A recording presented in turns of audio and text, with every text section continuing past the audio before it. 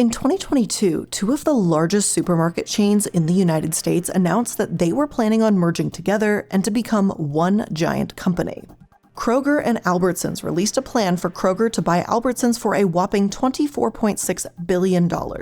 Immediately, they started to sell all of the positives they claimed would come from this massive deal. This is because, for their sake, it was all good for the customers. At least that's what they told people. Kroger, in a masterfully crafted PR website, say that they will invest everything they can to lower prices, to provide pay raises, and enhance the customer experience. The CEO of Kroger, Rodney McMullen, wrote, quote, "The combination of Kroger and Albertsons companies brings together two purpose-driven organizations to deliver superior value to customers, associates, communities, and shareholders."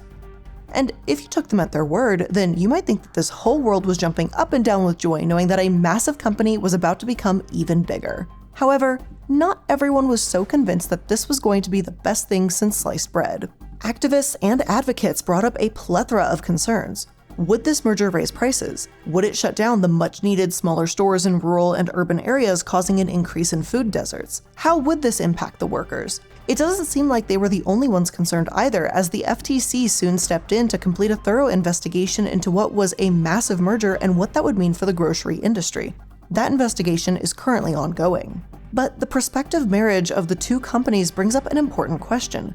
How do grocery chain monopolies impact us? Over the last few decades, 4 companies, Walmart, Costco, Kroger, and Ahold Delhaize, who owns Food Lion and Giant, have gained an overwhelming amount of control. Over 65% of the market is run by just these 4. What does this amount of power over how we get our food mean for the prices, labor, farming, or access to shop for something everyone on the planet needs? Do grocery shopping monopolies really make for a better, easier, cheaper shopping experience? Or are they having a more negative impact on the industry and our communities? I think it's safe to say that monopolies almost never come with good news for consumers, but they almost always benefit the companies. But what about grocery store monopolies? Is it the same story, different industry? Or is it something else? Well, that's what we're going to take a look at today's episode of The Corporate Casket.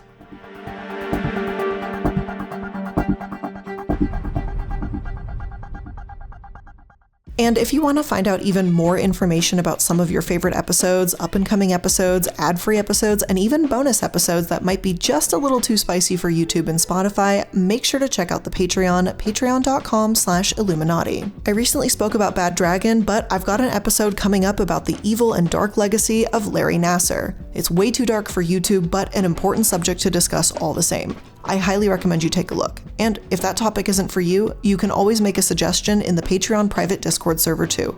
It's one of the most wholesome communities and it's a great time over there, and I've got a live Q&A coming up at the end of the month for everyone too. So again, check it out. That's patreon.com/iilluminaughtii.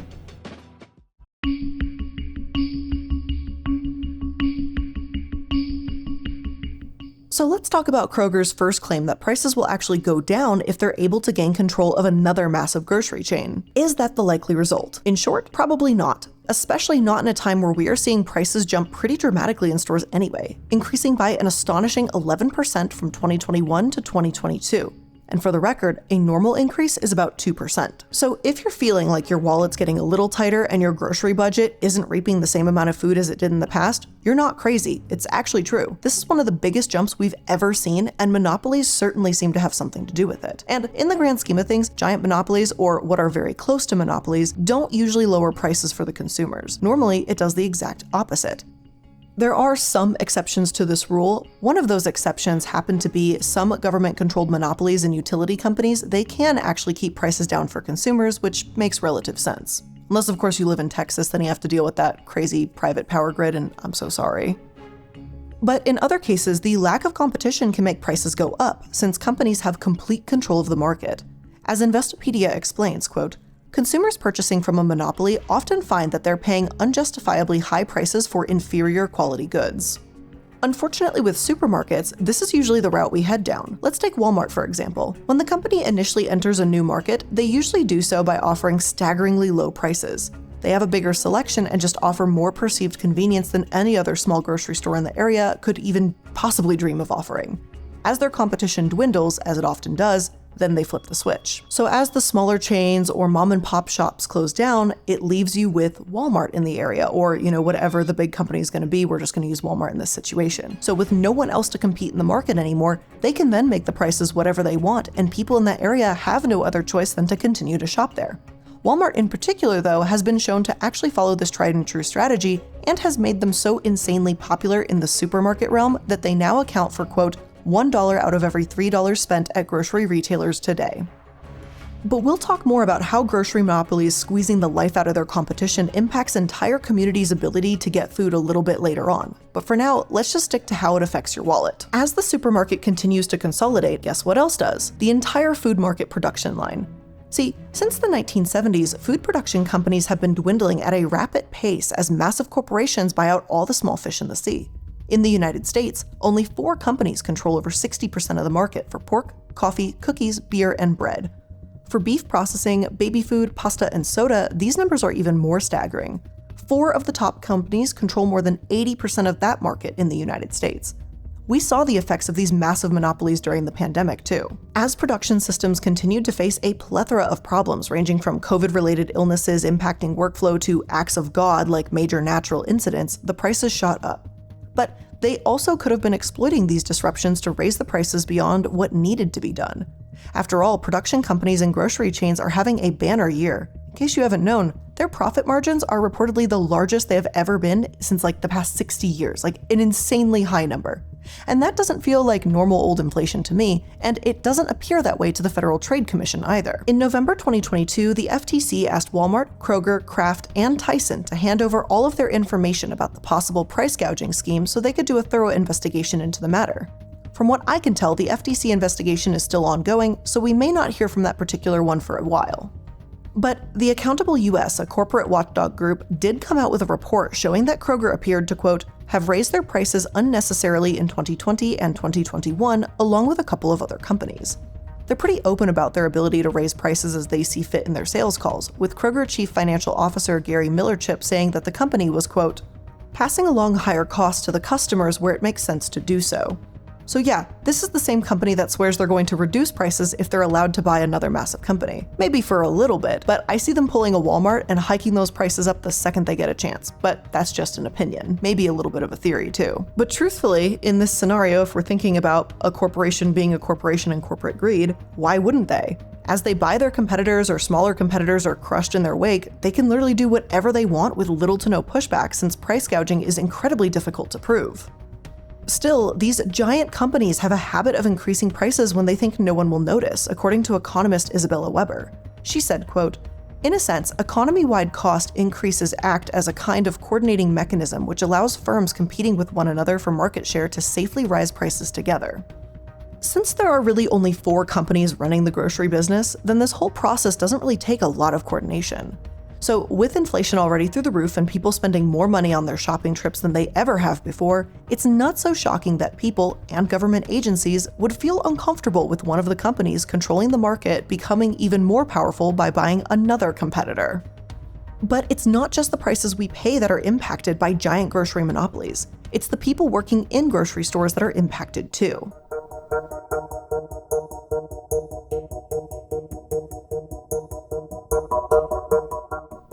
When Kroger first announced the merger, thousands of employees joined together to begin lobbying regulators and lawmakers to convince them to make it stop. Maggie Breeshears, who was interviewed by Reuters and works in the pickup department at a grocery store owned by Kroger, said, quote, there is no way that this is going to be good for workers. I wish they would put their money towards trying to lower prices and increase wages rather than gobbling up competition. And I can't help but agree with you there, Maggie. With inflation on the rise and wages virtually stagnant in the United States, it would certainly be heartwarming to see a company actually put effort into trying to fix the problems that are currently impacting not only their employees, but their customers too. But unfortunately, that's not how capitalism works.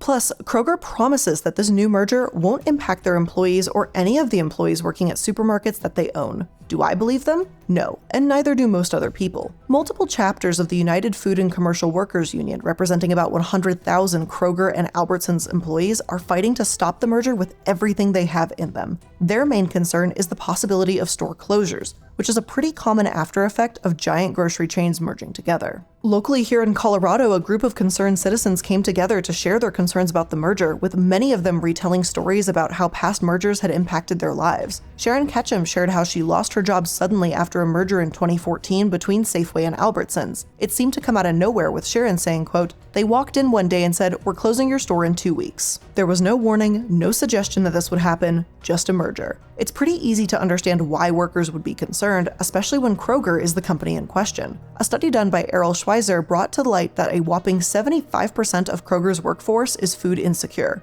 Why?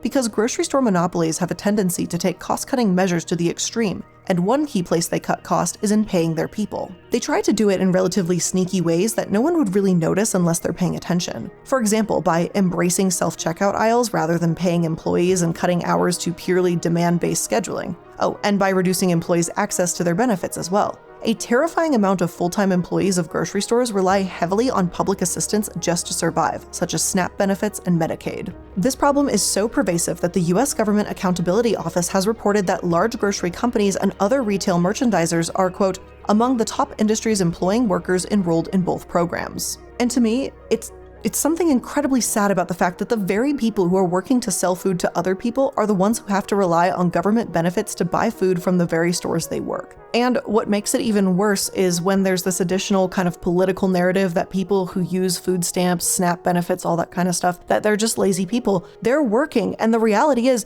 when these people are working full-time jobs and still have to rely on government assistance, all while the CEOs, the heads of the boards of these companies and stuff like that, are raking in massive profits and making millions, if not billions of dollars every year, we're the ones who are subsidizing their wealth, their yachts, their whatevers. I've said it before, and I will absolutely say it again. If you can't afford to pay your employees a living wage, then your business model is wrong. And if you pay your employees so little or so pathetically that they have to rely on public assistance, that the government, that taxpayers have to subsidize your employees, I think that's wrong. And that's not the employees' fault. People are so quick to be like, mad at the employees. Oh my God, well, you're just mooching. No, they're surviving. Adjust your anger towards the heads, the CEOs, to the boards of directors that are making these cost-cutting measures and then profiting millions and millions of dollars off of it. Turn your anger towards those folks. Do not turn it towards the employees. They are simply trying to survive. Now, these staggering low wages associated with grocery stores are not unique to just this industry. It's a common problem with monopolistic companies as a whole. So when there's a lack of options for workers to work in an area, they are often forced to enter into the workforce with a corporation that virtually owns that area's labor, like Walmart. But it doesn't just need to be a massive conglomerate. It could be any company that's just merely dominant in that town. But the point is, with a lack of options for other possible employment opportunities, businesses have the ability to suppress wages without anyone so much as batting an eye or really being able to oppose. Because how could they oppose? We all have to work in order to live. But the human question here is, what is life if you're living to work? That's what I'm asking. But I digress. It might be easy to say that these people could just move away to a new location with better opportunities, but to do that, you need money. And if the business is suppressing your wages, then that idea quickly goes out the window. So when we see a big merger that can affect the stores in smaller towns, it's entirely possible that we're also going to see people being paid less. For now, a lot of the proof that mergers and monopolies cause a dip in workers' wages is relatively circumstantial. It's coming primarily from loosely researched statistics and simple word of mouth. But people are pushing researchers to investigate if there is a direct link between mergers and a decrease in wages. And if they find that connection and can show undeniable proof that this is happening, it could be called what Bloomberg calls the smoking gun that's needed to push the government to finally take action. Now, we already know that wages are nowhere near keeping up with the rise of inflation, and the last thing we need is to give companies yet another avenue that they can take to make sure that they keep spending a minimum by harming their employees' ability to survive in a world that's becoming more and more expensive by the day. Meanwhile, people working outside of the grocery stores can also be harmed by giant companies buying up all their competition to gain control of the market. As we mentioned before, when you own the food selling industry, you also have a pretty heavy hand in the food production industry, meaning food monopolies can also have a gigantic impact on farmers in addition to their own employees.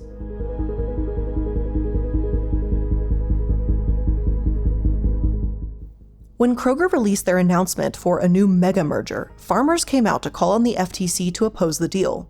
In a letter sent to the FTC, a coalition of farmers, consumers, and workers wrote that, quote, Combining Kroger and Albertsons will create a new mega grocery buyer with exceptional buyer power to squeeze its suppliers, shrinking farmers' and workers' share of the food dollar. The letter points out that both Kroger and Albertson operate on what they call substantial milk plants in Denver, Colorado, and if they merged, they would have an even bigger stake in the area and the ability to demand farmers sell their products for even lower prices than they already are. This would virtually destroy farmers' ability to negotiate their contracts and leave smaller farmers in the dust.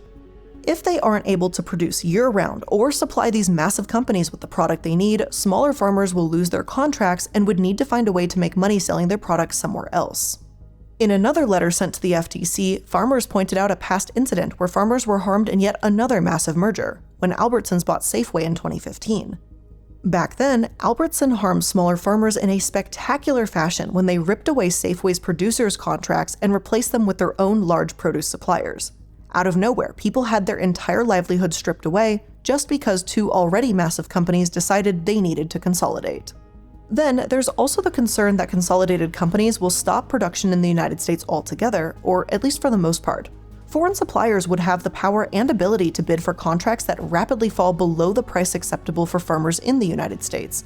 With the cost of farming growing exponentially, farmers are paying more and more for labor, water, fertilizers, and transportation. They can't afford to take on contracts that offer them substantially less money to produce more products for a virtual monopoly. So foreign suppliers who don't necessarily face the same issues can simply sweep in and steal the contracts away without even blinking an eye. As Ambrook Research points out, the rising stream of supermarket consolidation has left smaller farmers, quote, in crisis. As the number of customers that farmers have to sell continues to be crushed or consolidated by their competition, the pressures of farming have only gotten worse, and for some, it's unbearable. Some farmers have been forced to farm a far less amount of acreage, move their production to an entirely different country, or just give up farming altogether. One former farmer named Shad Dasher, who calls himself the Onion Man, told his story of a grocery store consolidation to Civil Eats. He's a third-generation farmer in a small town, following in the footsteps of his father and his grandfather. But unfortunately, as the supermarket consolidation continues to get more extreme, he is suggesting to his children that they find a different career. He told Civil Eats, quote, "It used to be that a small to medium-sized farmer could carry his produce to a mom-and-pop grocery store chain and bicker with the produce manager, and you'd have your fresh produce sold within 20 miles of the farm. The circle is getting smaller and smaller to sell to." Like others, Dasher is watching the consolidation of supermarkets impact his family business, their legacy, and their roots in the farming community. But despite the rising concern from farmers that more consolidation would have a detrimental impact on them, the Kroger CEO tries to sell it as a good thing that will benefit suppliers and grow sales. What's interesting about his statement is his wording. He says it will benefit our suppliers. So what about the suppliers of Albertson?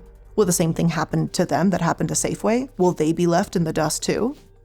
As food production consolidation continues to expand at a rapid pace, it seems like the only ones winning are the supermarkets themselves. The workers, the consumers, and the farmers are all being left behind. But we're not done yet. There's one other consequence of these giant food monopolies that I want to talk about before we finish today's episode, and that's the impact that it has on an already massive problem in the United States: food deserts. Say goodbye to the stress of shopping and hello to the convenience of Stitch Fix. Their expert stylists will select pieces for you, ensuring a flawless fit and on-trend style. Take your style quiz now and see the difference for yourself. Now, many of you know that Stitch Fix has been my go-to place for years now to produce all of the sweaters for my ever-growing sweater addiction. And yes, that includes in the summertime because I will never stop wearing sweaters. Sweaters are all-season garments as far as I'm concerned, and I love every single one of them.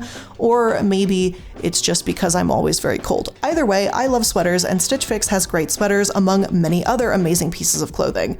Stitch Fix has also been the reason why I found a new brand of jeans that I'm absolutely in love with, and the way they fit me, the cut is just fabulous, and I wouldn't have found them if not for Stitch Fix. But enough about me gushing over them. Let's talk about why Stitch Fix is amazing and how it's going to be amazing for you too. Because Stitch Fix is the easy way to get clothes that fit you without having to endlessly scroll through millions upon millions of options. All you have to do is answer a few questions about where you typically get your clothing from, what you like to wear, and your price range. And with your choices in mind and a wide range of sizes available between extra small to XXL, they'll find your perfect fit and send clothing that's handpicked for you. They've got you covered with over 1,000 brands and styles that you know and love, and they'll even show you how to wear head-to-toe outfits so you can just get dressed and go. So try Stitch Fix today at stitchfix.com/casket and you'll get 25% off when you keep everything in your fix. Again, that's stitchfix.com/casket for 25% off today. stitchfix.com/casket. And speaking of online shopping, you know what's great about not having to worry about choosing through hundreds of thousands of options? It's also being able to save money at the end of your purchase too. And that's why today's episode is also sponsored by Honey, the easy way to save when shopping on your iPhone or computer. But did you know that Honey also takes just a couple seconds to get it?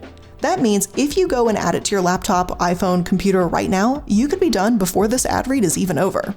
And it is so nice to go through shopping and then at the end of it, the Honey button drops down and you find out you've saved $5, $10, 10%, 15%, 20%, or like I've said, which I'm very proud of this, although I didn't do any of the work, it's all Honey really, 40% off coupon on pizza thanks to Honey. Again, thank you so much. I'm never gonna let this one die. That is like the best accomplishment Honey has ever done for me. But the reality is, Honey is the free shopping tool that's gonna scour the internet for promo codes and apply the best ones it finds to your cart. And it's really easy. All you do is shop on one of your favorite sites as you do normally, and when you go to checkout, the Honey button appears and all you have to do is click Apply Coupons, wait a couple seconds as Honey searches, and then if you find a working coupon, you're just gonna watch those prices drop.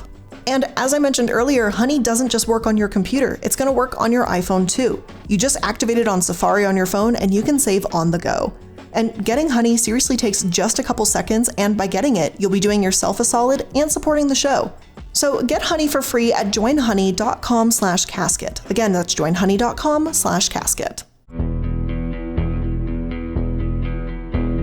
So we've already talked a little bit about what can happen when a giant grocery merger takes place. It can snuff out the competition, cause smaller chains to close, and basically throw a wrench in the entire ecosystem of how people get their food in the first place. This in turn could take an already massive problem in our country and make it so much worse. For those who don't know, a food desert can be defined as, quote, geographic areas where residents have few to no convenient options for securing affordable and healthy foods. Almost always, food deserts are found in areas that are marked with higher poverty, have smaller populations, and have higher rates of unemployment. People living in food deserts often have to travel an incredibly inconvenient distance to reach their nearest supermarket or some other source of food that they can afford. Unfortunately, as more and more mergers take place and the grocery industry continues to shrink, the problem only gets worse. As Amanda Starbuck, an analyst for Food and Water Watch, pointed out, quote, we have roughly 1/3 fewer grocery stores today as we did 25 years ago. Food deserts can be incredibly dangerous and difficult for people to live in. Over the years, studies have found that people who live in food deserts are, quote, at heightened risk for obesity, diabetes, and cardiovascular disease. Because without options for healthy, affordable food nearby, people are forced to turn to much less healthy options just so they can stay alive. And that includes just eating fast food because it's cheap and it's nearby. But none of that seems to matter to giant corporations because, one, capitalism, it doesn't profit them, and two, they get to continue doing these mega mergers all the same even when there's evidence that they're contributing to a massive problem. For example, back in 2015, when Albertsons bought Safeway, they agreed to sell off 146 locations to a company called Hagen Foods and Pharmacy. And just a short while later, Hagen Foods filed for bankruptcy after being under-equipped to handle such a massive undertaking of new stores. And just like that, 146 grocery stores no longer existed in the West. I don't really think it's a stretch to think that another massive merger could have the same effect. When the Kroger-Albertsons announced their plans to merge, they also announced their goal to close about 650 stores nationwide so that they could avoid, quote, overlap and competition. It wouldn't be a stretch to imagine that most of these stores would close in lower income areas, since that's pretty much the common trend. So as grocery monopoly stores get bigger, food deserts become more prevalent, which means more people will continue to be food insecure. There's also the problem of what giant supermarkets do in places that already have a food desert, which is just basically ignore them. One of the biggest calls from activists to fix the problem is for supermarkets to move into towns that don't have access to healthy and nearby stores. Of course, this comes with a few other drawbacks that we've already discussed, but it's worth noting that giant grocery companies just seemingly refuse to do this in the first place. More often than not, companies like Kroger, Walmart, etc., they open new markets in higher income areas, places that have a bigger buying potential.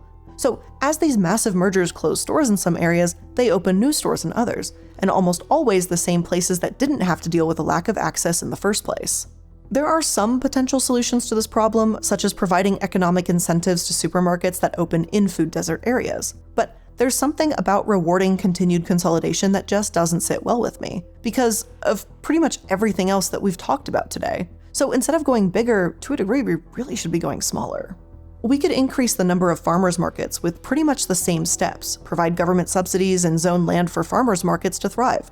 Not only does this put money back in the pockets of farmers who've had their livelihoods threatened by these giant brands, but it gives people in food deserts access to healthy, locally grown food too.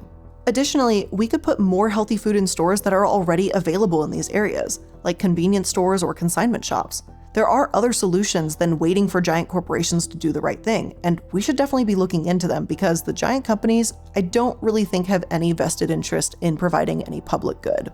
Over the years, the rapid consolidation of supermarkets has brought about a massive array of problems, and with yet another merger on the horizon, it's safe to say that all of these issues are only about to get worse. Maybe, and hopefully, the FTC will step in to stop this from happening and take a closer look at how grocery monopolies have impacted such aspects of our lives, but I'm not going to hold my breath. But with all of that being said, that is where I'm going to end today's episode of The Corporate Casket. I hope you learned something new here today, and if you did, make sure that you're liking, following, and subscribing to stay up to date with all the latest episodes. As always, I want to thank you for joining me and spending some of your time here with me today, and I look forward to talking with you again soon. Bye!